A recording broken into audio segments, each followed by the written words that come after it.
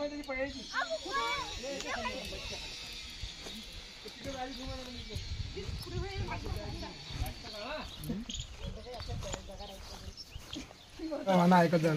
कमी करा सांगताय ते याच्या खाली म्हणे याच्या खाली इकडे जायची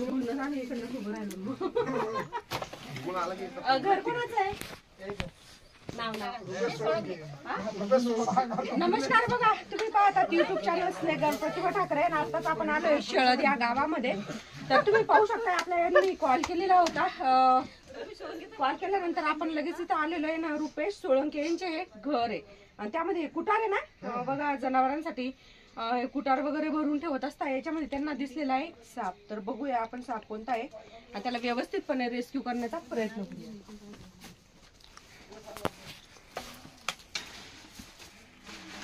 तर बघा आपण जसं नेट हटवणार आहे तसंच तो लगेच पळण्याचा प्रयत्न करेल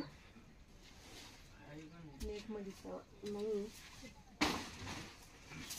बाजूला वाढ आहे अंगावर आला तर माहित नाही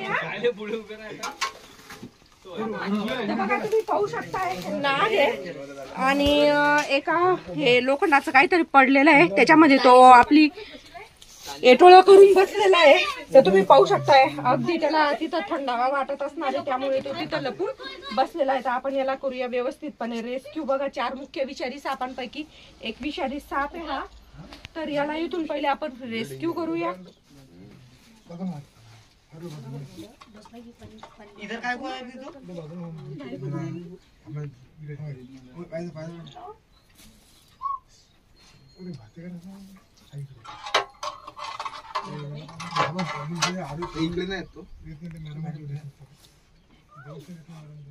तर बघा आवाज ज्या वेळेस तो चिडते त्यावेळेस असा आवाज हाकाळत असते चिडल्यानंतर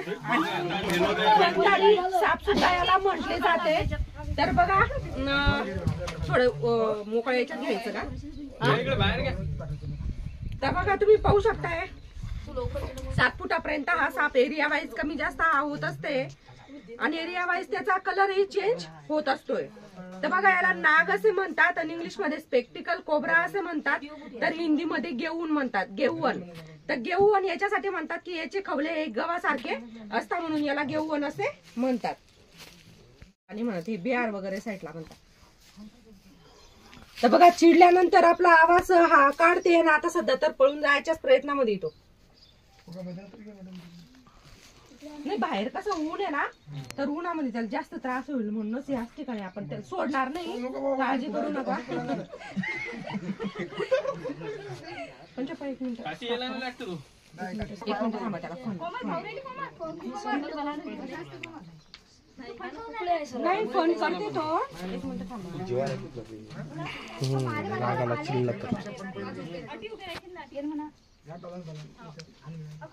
थांबा चिडल्यावर करते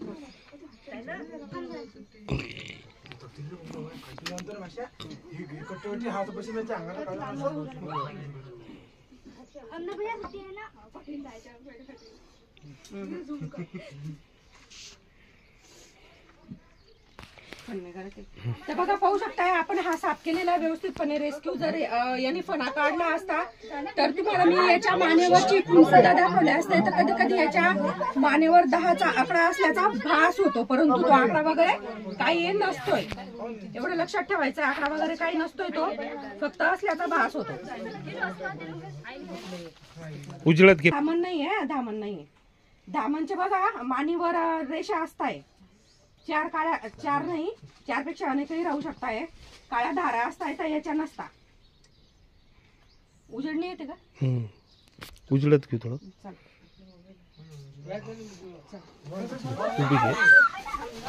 थांब मला जाऊ दे पुढे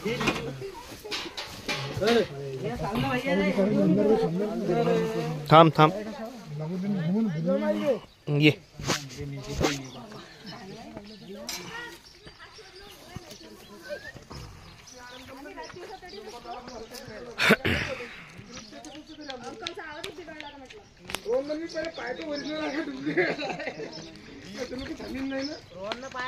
सरकारी बाजूला तर बघा पाहू शकता बघा तुम्ही, आपण तुम्हाला सर्वांना साप दाखवलेला आहे आणि त्याची ओळखही सांगितलेली आहे. ओळख लक्षात ठेवायची आहे. याला दामन समजण्याचा बिलकुलही प्रयत्न करू नका. विषारी साप आहे. 4 मुख्य विषारी सापापैकी एक विषारी साप, ज्याला आपण नाग म्हणतो, नागपंचमीच्या दिवशी दूध पाजायला जातो, बरोबर आहे. परंतु हा दूध पीत नाही, एवढं लक्षात ठेवा. हा याला मच्छी मांसाहारी, हा शाकाहारी नाही. बरोबर घरी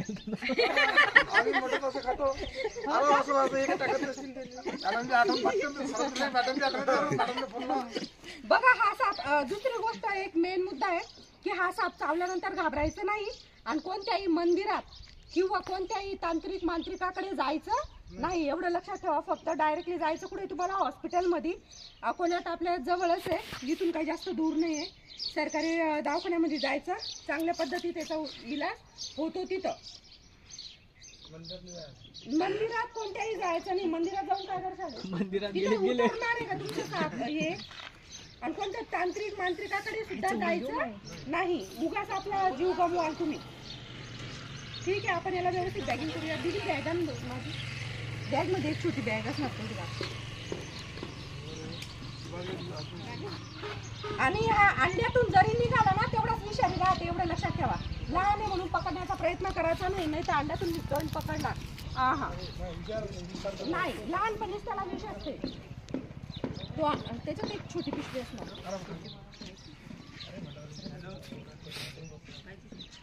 नाही त्यात काही नाही. आता उन्हाचे तापमान वाढेल ना, दुसरी नाही का, दुसरी छोटी असेल, छोटी पिशवी असेल. ते एका ठिकाणी कॉलवर गेलो, तिथून आणलं आम्ही ते. तेच, त्याला एक पाईप पाईप असेल दिदी तिथं. हा तो पाईप गोल, हा हा त्याला गोल असंच खाली लावायचं आहे, पाईपाला धरून फक्त गुंडाळायचं आहे त्याला. लावा ना. कधी शिकशाल तुम्ही? हा बस. ठेवा खाली. बस बघा, आपली बॅग तयार झालेली आहे लावून.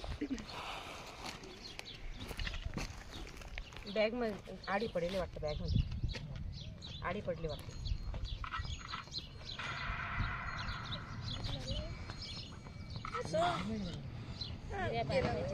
बस बस.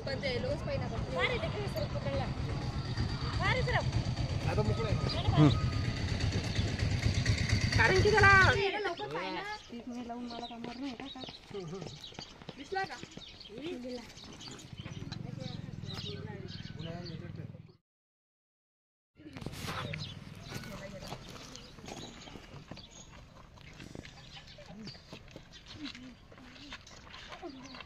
गेलाय.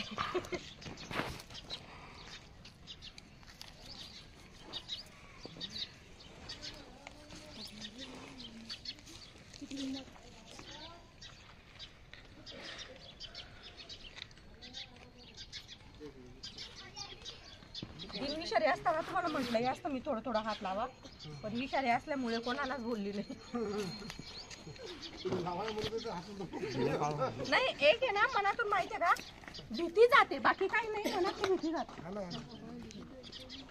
तर ठीक आहे, बघा, धन्यवाद सर्वांसाठी की आपल्याला यांनी बोलवलेलं आहे.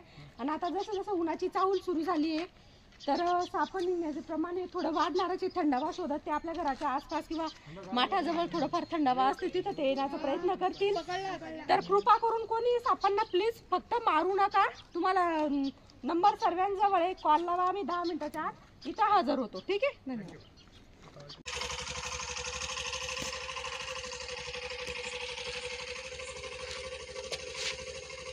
नाग हे विषारी साप आहे, त्याला आपण पर्यावरणामध्ये मुक्त करतो. अगदी सुंदर केलं होतं, त्याच्या पर्यावरणामध्ये जात सुद्धा आहे, पाहू शकताय. असेच नवनवीन व्हिडिओ पाहण्यासाठी आमचे चॅनल लाईक करा, शेअर करा, सबस्क्राईब करा. धन्यवाद.